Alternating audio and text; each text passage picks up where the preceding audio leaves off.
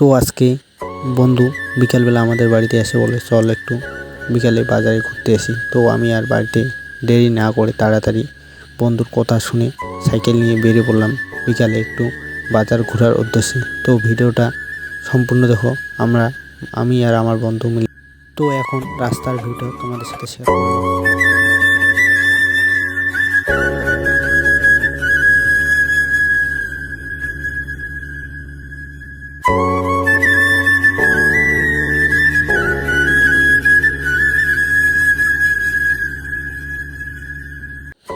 দুই বন্ধু গল্প করতে করতে বাজারের দিকে রওনা দিয়ে দিলাম এবং বন্ধু জিজ্ঞাসা করতেছে যে রাস্তার ভিউটা আজকে খুবই ভালো। আমি বললাম খুবই ভালো রাস্তার ভিউটা আজকে।